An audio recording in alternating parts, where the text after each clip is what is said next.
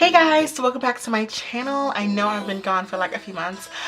Work's been crazy, life's been crazy. I will probably let you guys know what really has happened in my life because it was crazy. Glad I'm back, at least for this video, and I wanted to do something fun. Everyone loves the DNA test videos, and so what I really wanted to do was check whether my Ancestry DNA results were correct. And by doing that, I took another DNA test, but this one is with National Geographic, and everybody knows Nat Geo is really cool. And I believe they're actually the first ones that ever had a DNA test. Years and years ago, they created theirs before like Ancestry DNA and 23andMe and all those other ones, but they're just not as popular. So my friend had a free one, well, had an extra one, and then she gave it to me, so it was free. So I didn't have to pay for this, and so I was like, yeah, why not? Let's do it. And so what also was really cool about this one is I could check my Ancestry DNA results, like to make sure that they were accurate, but I could also find out new information about me. For example, they test whether you have Neanderthal in you, which is really, really cool. I mean, I think I have none, but you know, whatever. They also test to see like if you're related to a genius, you know, or like someone famous in history like Lincoln or like Napoleon, like who wants to be related to him. But yeah, they test for those things. And they also test yeah, your regional ancestry.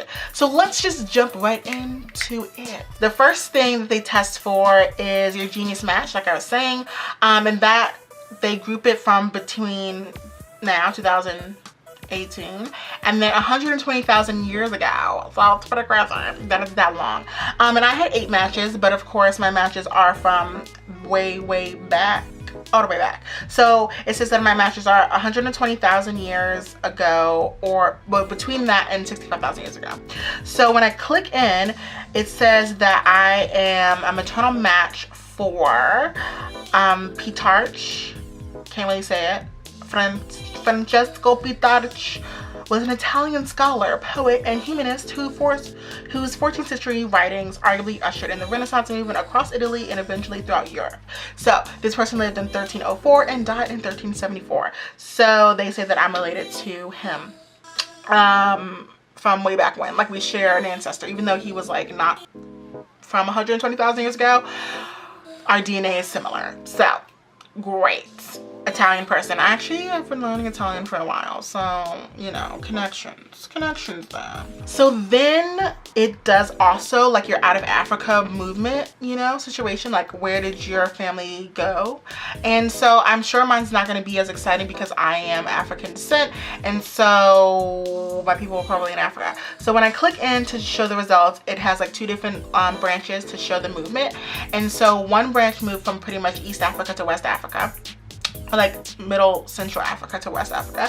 And then the other line, L2E, so the first is L2E line, there's not much apparently research done around it, but they have noted that these people are the ones that were in the slave trade. So there we go. The reason I got to America was because of the slave trade, but we all knew that. So nothing really new there. So then going to my Neanderthal DNA, do I even have any? So to break it down, the maximum you can have is 5%. All humans across all types of humans. Well, there's only one type of human. But across all of the humans in the world only can have 5% maximum. But the average people have 1.3. And so it was saying that a lot of Europeans have more of this DNA than, you know, other types of people. So I have 0.6% of Neanderthal DNA in me, which, you know, it was more than I was expecting. I was expecting like 1% or less than that. And so I'm pretty sure that's just coming from my European ancestry that I have. So finally, let's get to whether Ancestry DNA was correct and, you know, how they calculated my DNA. When I go to my regional ancestry, and this breaks it down from between 500 years and 10,000 years. Well, what does it say? It says that it was correct, you know, for the overall you know, continental DNA. It did have the accurate, the same results as Ancestry. So it says that I'm 91% African and 9% European. So there we have it. And so what I liked about this test is it did tell me like a little bit more about the African in me. Just a little bit more. It doesn't tell me what countries I'm from. It only says that I'm 82% West African, which, okay, I mean, that makes sense with all the things that I learned with Ancestry. Like I was 30% Nigerian, and Ivory and Ghana were in there, and Senegal was in there, so you know, that's fine. What was new to me was like the South African, which was 3%, and the Eastern African, which was 4%. I don't really remember getting those on Ancestry unless I'm confused about where my African countries are, but I just don't remember that, especially South Africa, because like that stands out really strongly in my mind. And so there's that. And so it broke it down also into like what populations are strongest for me.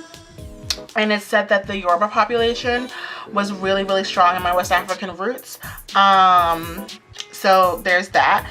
And then Senegalese was another population that was really strong for me. So cool. And I mean, for Senegal though, I never really thought, I always thought Nigeria or Ghana would be like the biggest things for me, but I was right about Nigeria, but not right about Ghana. So, you know, there are those things.